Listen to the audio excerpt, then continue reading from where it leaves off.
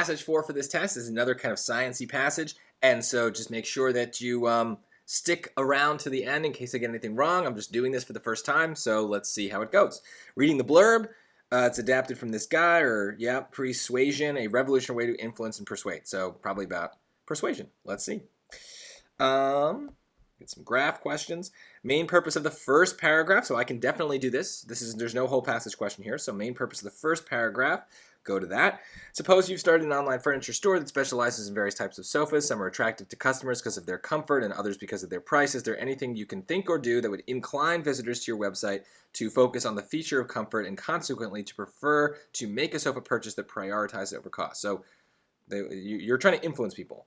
You've no need to labor long for an answer because 2 marketing professors have provided one in a set of studies. Okay, so they're just giving me a hypothetical here that I guess is setting up the passage. Offer cultural background that explains the need for further studies of online customer behavior. Well, need is a strong word. I wouldn't like that even if I'd never read the first paragraph. That seems like something that is normally wrong in answer choices. It's a must kind of requirement word, and we don't like those. And it's not about culture. It's not like the culture involved in like buying furniture. So no, this is wrong. Present a hypothetical situation that frames a discussion of research into a particular marketing problem. So yeah, probably, right? Like, I guess I haven't read too much about it being a problem, but they do kind of imply that you're trying to do something and what would be the solution to get the people to think a certain way. It's definitely a hypothetical situation because it's not real, but let's see if C or D is any better. Suggest the practical applications, nope, of a scientific discovery that has been overlooked by... Yeah, there's so much here. So many is a word that quantifies things. We don't have any quantifiers. We don't have an idea of what many business managers think. To say that it's overlooked is a very strong adjective, so that's wrong. It doesn't say that it's overlooked. It's just saying, here's the setup. And it's not really discovery. We haven't gotten to the discovery yet, so none of this. This is a very bad choice. D, detail the factors. Actually, you know what? Let me talk about practical applications because that's a thing that comes up in lots of SAT passages. Practical applications are like, how can I use this idea, this scientific knowledge in a real everyday kind of way? So we often don't have this in passages because they're very hypothetical or theoretical. They're talking about a particular situation. We would need some evidence that they're like, okay, and now here's how you can incorporate that. And we just don't usually get that. But I feel like this idea of practical application comes up in a lot of wrong answers and people are drawn to it. Maybe because it sounds very official and like it's kind of maybe what you wish that they gave you in these passages. So you want knowledge that you can use in your everyday life. Unfortunately, if you've been practicing for the SAT for a while, you're very rarely getting real world knowledge out of these passages. But anyway, let's look at D. Detail the factors that make the challenges faced by online marketers distinct from those. No, it's not comparing online and traditional marketing. It is absolutely just like, how do you sell a couch, right? How do you do this? All right, 32 is a vocab question. The word raise most nearly means line 33. So that is here. It's a traditional problem that the business savvy students in our marketing courses raise all the time. They bring up the problem. They bring it up. Bring up. So not bring up as in nurture, right? We're not raising like a child.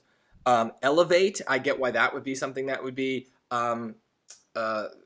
considered maybe tempting here because you're bringing it up, but up here is not literal. Like there's no up versus down. It's up as in like, hey, we're talking about it. So elevate is a little too literal of a word, but I think that's probably what a lot of you are going to pick. And then construct has nothing to do with this. The word is broach. Now, I get that that might be a word many people are not familiar with, but to broach a topic is to bring it up, to introduce it into the conversation. So when they're asking these particular questions, they are broaching this issue. They're broaching this problem. They're introducing it into whatever their conversation is. So it's a perfect fit. And maybe the lesson here is just make sure that if you don't know what a word means, you don't eliminate it. If the other 3 choices definitively don't match, then just pick the one that you don't know. It's probably right. So you don't need to know every single vocab word on these questions to be able to get them right, even when they're hard. What is the main function of the 4th paragraph? 38 to 43. Let's see. 38 to 43 is here. We should probably read a little bit before and after. Let's see what we're doing as we get into it. We always instruct them not to get caught up in a price war against an inferior product because they'll lose. We tell them to make quality the battleground instead because that's a fight they'll most likely win. Fortunately for me, she continued. The best of the students in those classes had never been satisfied with the general advice. They'd say, yeah, but how? And I never really had a good answer for them, which gave me a great question to pursue for my research project. So she's answering a question that they keep asking. Fortunately for us, after analyzing the results, Mandel just were in a position to deliver a stunningly simple answer to the yeah, but how. Okay, so they answered the question. So it's just how she came up with the question. Provides a solution to the problem raised in the previous paragraph. Well, no, it's saying we're going to find the solution. We don't have it yet. It challenges the validity of the conclusion presented in the previous paragraph. No, very strong. It's talking about, like, how do we know the conclusion is right? It's not challenging the validity. It's saying, well, like, can we validate it? It explains the inspiration for the study outlined in the following paragraphs. That's definitely the answer. It undermines the credibility of the results. Nope, definitely not a very negative passage, right? So just use connotations here. It's not that negative. So C, definitely it. The main effect of the phrase stunningly simple is to, okay, so 46. So, which gave me a question to pursue. Fortunately for us, after analyzing their results, Mandel and Johnson were in a position to deliver a stunningly simple answer to the yeah, but how question. In an article, they described how they were able to draw website visitors' attention to the goal of comfort merely by placing fluffy clouds on the background wallpaper of the site's landing page. That maneuver led those visitors to assign elevated levels of importance to comfort when asked what they were looking for in a sofa. Okay, so the stunningly simple answer is just, I guess, put the clouds there, make them think of comfortable things. I don't know. Let's see. Indicate the author's disapproval of the experiments. No, it's not negative. Express the author's confusion about the researcher's initial ability. No, she's not confused. That's also negative. And convey the author's admiration of the experiments. Yeah, positive. That sounds right. Illustrate the author's appreciation of the student's insights. Well, these are both positive, so you're hopefully going to be drawn to both of them. But as far as the difference, what are we positive about? Are we positive about the experiment or about the students? Who's the main character of these lines? It's not the students anymore. We've moved on to the experiment. It's the experiment that we find interesting. So the main character is not the students, and that can help you sort through two choices that might kind of at first glance seem very similar. There's got to be a difference. Try to ask some simple questions to get that difference. Who's it about? It's not about the students. It's about the experiment. All right, 35 and 36 go together. It can reasonably be inferred from the passage that Mandel and Johnson strengthened their conclusions by. Okay, so how did they strengthen their conclusion? All right, so just from the chronology rule and kind of looking at what kinds of questions we've had, 46, right? My guess is that A and B are wrong. The chronology rule says that it's probably going to be C or D because those are in order of the other line references that we've had, right? 46 being the most recent one. So I still need to look at A and B, but like I definitely go into those choices skeptical. So let's take a look at 1721. We're looking, what did they do to strengthen their conclusion? 17 to 21. The new topic at the time was e-commerce. When she began the research project in the late 1990s, the impact of virtual stores such as Amazon and eBay was only beginning to be seen. So Mandel is Naomi. Okay, so that's the she. But they didn't. What did they do to strengthen their results? They're not doing anything at this point. This is just background. Yeah, so that's wrong. As expected, 31 to 33. 31 to 33.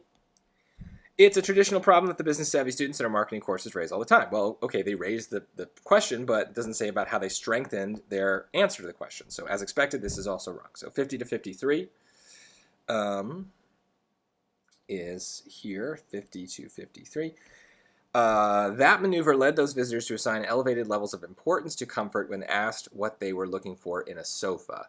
So that just seems to be the experiment. It doesn't seem to strengthen the results of the experiment in any particular way. Let's see what D says. I don't know. That doesn't seem right. 58 to 63. 58 to 63. To make sure their results were due to the landing page wallpaper and not to some general human preference for comfort, Mandel and Johnson reversed the procedure for other visitors who saw wallpaper that pulled their attention to the goal of economy by depicting pennies instead of clouds.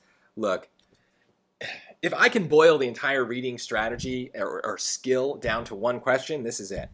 To make sure their results were due to this, right? Like, the line just says the thing we needed to say. It's got a blaring siren screaming at you. We are strengthening our results. Now, they don't use the word strengthening, but to make sure their results were due to this, that is as close as you're going to get without using the word. You have to have an ear that notices that and is just like, yeah, that's definitely it. Now look, there might be little traps along the way, harder versions of these questions that incorporate those kinds of things in other passages or other lines as well. But like, of everything we read, that is the only one that hits on the idea in question 35, that we're strengthening the results. So you need to have a good idea of what we're looking for, and then when you find it, you've got to be like, yeah, that's definitely it. That's the skill. If that choice D does not stand out as the right answer to you, you've got to keep practicing this and start to break stuff down and try to think about synonyms, try to think about ideas that kind of orbit each other. How do we say an idea in different ways that are not going to use the same words? Because that's how the SAT operates. They change the words, but they preserve the idea. This is obviously the answer. If it is not obvious to you, you've got to find a way to get it to be obvious. This question is awesome. This is really hitting on the skill. Now we got to finish it though. Let's do 35. So what did they do? They anticipated a potential criticism. Yeah, the criticism would be that there's a bias, so that's probably right. Recruiting subjects from a variety of economic backgrounds. No, they don't talk about that. Incorporating the input of business students. Nope. The students are earlier. See, they're trying to get your memory to kind of trick you here. The students are earlier. We're done with the students. Demonstrating the results applicability outside of the context of online marketing. No, they're not doing that. In this line, they're just saying, like, we don't know. Maybe they really just want comfortable pillows or whatever it was. So we'll throw them some pennies to see if they're more interested in cost. So they're anticipating the criticism and they're adjusting the experiment to reflect that. Yeah. 35 maybe a little harder, but 36, you got to be able to know what good evidence of a question is going to sound like. So it's very much that I understood what was going on here, and that helped me know for sure that line reference D was right. The passage best supports the idea that customers likely make decisions about purchases based on, okay, do we have line references? Ugh, I hate when they do this. They do this on purpose. They put the line reference on the other page so that you get confused. All right, so we got to do it in little pieces here. The passage best supports the idea that customers likely make decisions about purchases based on. So why do they make their decisions? Okay. All right. Based on chronology, it's probably D, right? 67 to 72. That is after this line reference. So that probably makes sense. What's going on in this one? And this is about the graph. So with the graph, the chronology resets. So I'm not interested in the chronology of the graph questions because those are going to go all over. They're almost like whole passage questions in that they can reference anything. So this is kind of like our last question. Let's see if I'm right. So what are we doing? Customers make their decisions based on what? Okay, 44 to 47. Starts up top here. 44 to 47. Fortunately for us, after analyzing the results, Mandel and Johnson were in position to deliver a stunningly simple answer to the yeah, but how question. Well, it says they have an answer, but it doesn't say what the answer is. So I don't know what the customers are basing anything on. They're not actually saying. 47 to 50. 47 to 50 is here. In the article, they describe how they were able to draw websites' visitors' attention to the goal of comfort merely by placing fluffy clouds on the background wallpaper. So, okay, maybe I'm supposed to understand that the customers are deciding based on like things that they see. So it doesn't come out and say that, but they're talking about the wallpaper, right? So images and the wallpaper, like this might be the answer. Maybe my chronology rule thinking is wrong. So I'll just write it down. Let's see. Wallpaper. 53 to 57. 53 to 57 is here. Oops, C. Those same visitors also became more likely to search the site for information about the comfort features of the sofa in stock, and most notably to choose a more comfortable and more costly sofa as their preferred purchase. So this is just saying the effect of what they're doing, not necessarily what they're deciding based on. Yeah, I don't like that one. Let me just make sure I understand the question. Yeah, it's still kind of, honestly, C is still kind of saying the same thing as B. It's still talking about how the wallpaper influenced them. Let's look at 67 to 72. Let's see if we get any better here. Last little bit. Remarkably, despite having their importance, ratings, search behavior, and buying preferences all altered by the landing page wallpaper, when questioned afterward, most participants refused to believe that the depicted clouds or pennies had affected them in any way. Okay, so this is saying the people have no effect. I'm going to keep it if only because the chronology rule said I should maybe keep it. So let's see. The passage best supports the idea that customers likely make decisions about purchase based on messages that are communicated below the level of conscious perception. There it is. See? So I had no idea what these answer choices, these line references, were going to want me to care about. But as soon as I dive into the choices to 37, it's very clear. They give me new ideas. And it's messages that are communicated below the level of conscious perception. We just saw that this line reference, the one I expected to be right based on the chronology rule, talks about the people not knowing that this is what's going on, not understanding that their behavior is influenced by these images, and refusing to believe it when they're told. So it's beyond their consciousness. They're not aware that they're doing this. This is definitely the answer. I'm going to read the others because you have to, but careful research into the overall quality. No, they talk about them researching things, but remember when they did that, they were talking about how the research was also influenced by the wallpaper. So no, this is wrong.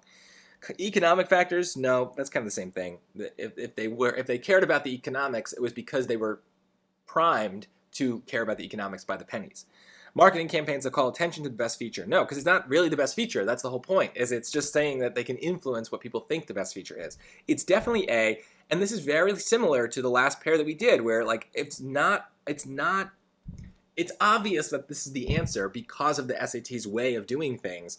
There are key ideas in that line reference and that are in the question and that are then in that choice, and you can just be like, yeah, that's definitely it. And you want these to feel obvious. If you're not going in to these lines with specific ideas, you're not going to understand them. That's why when I was going into the choices for 38, I was kind of down to 3 answers. I didn't have a good idea of what I was looking for because the question in 37 didn't really give me that much information. So I had to kind of be like, all right, if it talks kind of about what the customers are doing and how they're deciding, I have to keep the choice around.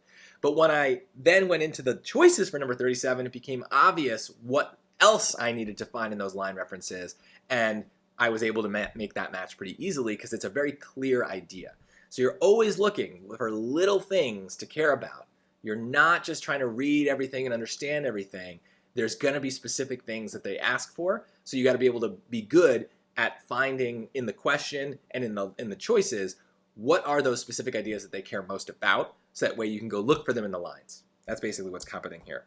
So now we get some graph questions, and some of these have line references, but that doesn't really bother me. The graph is really just about reading the graph. So let's see. Which choice offers data reflecting the statement made in those lines? We got to go to those lines. Let's see what the statement says. 64 to 66. 64 to 66. The Mandel and Johnson reversed their procedure, who saw the wallpaper pulled their attention to the Gulf economy. Okay. These visitors assign greater levels of importance to price, search the site primarily for cost information, and preferred an inexpensive sofa. Remarkably, despite having their importance ratings, search. Okay. So they're basically saying that they were influenced by the pennies. Yeah. Okay. So what choice? Okay. So we got to look at both figures. And we're looking for something about the cost, the pennies. Let's see if there's anything just on here. Percent of participants who rated price and comfort is important. So if they got the pennies wallpaper, then they rated the people. Yeah, so it's probably this bar, right? Because that's the number of people who rated cost important, and they were the people who got the pennies. So pennies, cost, it all lines up. Let's look at what this chart is all about. Mean number of points assigned to inexpensive sofa according to background shown of participants. Mean number of points assigned. Participants had to assign a total of 100 points between the inexpensive sofa and a comfortable, more expensive sofa.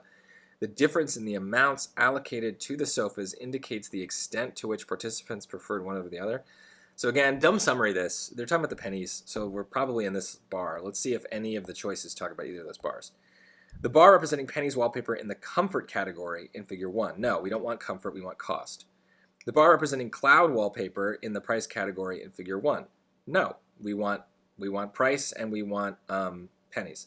The bar representing cloud wallpaper, nope. The bar representing pennies wallpaper, it's probably this. Here's a great example where if I had more time, maybe I'd come back and try to understand this more deeply, but like, just dumb summarize this. This line reference is talking about price and cost, and we just saw from going back that these are the people who were given the pennies, so it's about that. Which of the bars is about that? Well, the only one that's fully about that is the pennies wallpaper in figure 2, so we don't want the clouds, and we don't want the comfort. Like literally, that's just how I'm doing it. I don't understand really what they're asking, but it's fine. I'm confident in that answer. According to figure 1, the price was rated as important to those exposed to pennies wallpaper approximately. Okay, this is just like file instructions. Figure 1, pennies wallpaper, price important. Okay, figure 1, pennies wallpaper, price important. Right, so that's this. 90 something. Price, pennies, 90 something. Done. Which choice best summarizes the information presented in the two figures? Ugh, okay. Whew, this seems like it's going to be a pain. Let's see.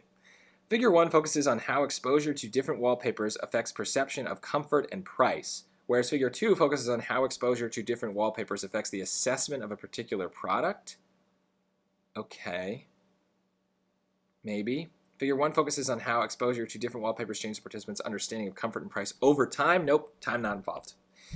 Figure 1 focuses on a comparison between the importance of comfort and price, whereas figure 2 focuses exclusively on the growing importance of price. Nope, it's not over time. It's not over time.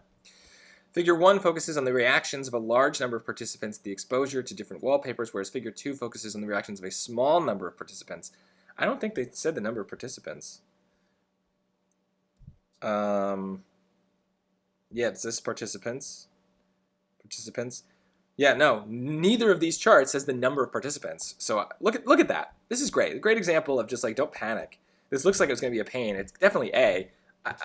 It's mostly because there's specific words and all the other choices that are so obviously wrong. I don't need to really check A in much detail. They don't talk about time on any of the graphs. They don't talk about the number of people, right? So these are common things that we see in lots of reading passages and lots of reading questions. The ideas of number, the ideas of time, the ideas of comparison. These are ways that they make choices wrong. Sometimes there is a comparison in the lines or in the graph. Sometimes there is time in the lines or on the graph. But if it's not, it's an easy way to just be like, nope, gone. So let's see if I made any careless mistakes along the way. Let's take a look at the answers. Once again, as expected, I got every question right here. There really wasn't anything I was unsure about. Yeah, these all very textbook, like maybe some dense science, but I was able to use the no reading strategy to focus just on the parts that mattered. We had some easy graph questions. Notice there maybe was some stuff in the beginning that we ended up skipping over a lot because of the no reading strategy, or maybe we didn't read it as deeply as we needed to. That's okay. We always were able to go where we needed to go. The line references and the chronology rule really helped us. We saw in earlier passages from this particular test how the chronology rule was broken, but the two places where I used it the most, for this pair, right, that got me down to C and D, and for this pair, it told me that D was probably going to be right. It just worked. So if you were confused, if you were running out of time, you have these methods to kind of nudge you in the right direction. They don't work every time, but here the chronology rule would have saved you 20 points. So it adds up. It's something. And when you're, struggling on the reading section, thinking about those things can actually really save you some actual points.